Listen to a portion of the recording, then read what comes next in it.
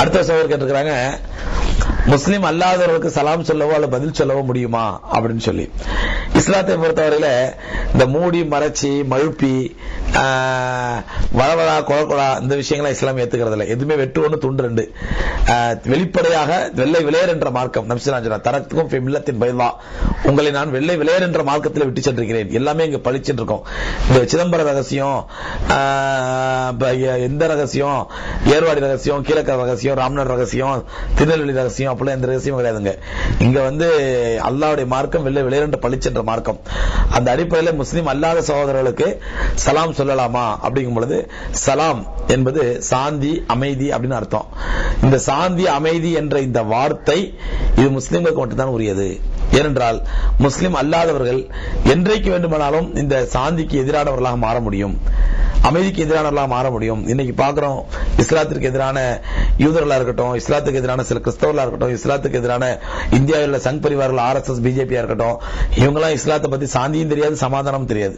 இவங்கெல்லாம் ஒரே குறிக்கோள் வெட்டுறது, குத்துறது, கொல்றது, கொலை செய்யறது, தீ வச்சு கொளுத்து, இதான் இவங்களுக்கு தெரிஞ்சது. அப்ப அந்த மாதிரி மக்களிடம் சாந்தி சமாதானம் பேச சொல்ல இஸ்லாம்.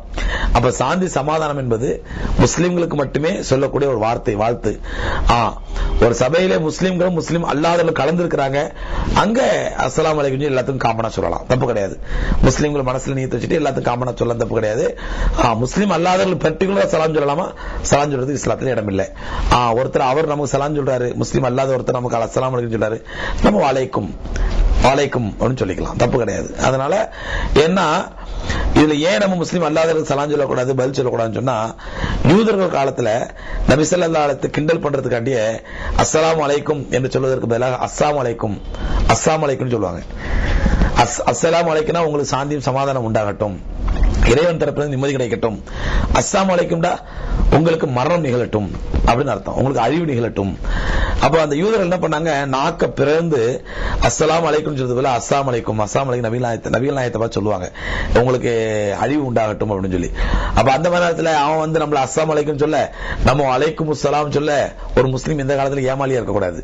அதனால நபிகள் நாயகம் சொன்னாங்க, அலைக்கும் உங்களுக்கு அப்படியே உண்டாகட்டும், அலைக்கும் என்ன சொல்லி அது உனக்கு உண்டாகட்டும்.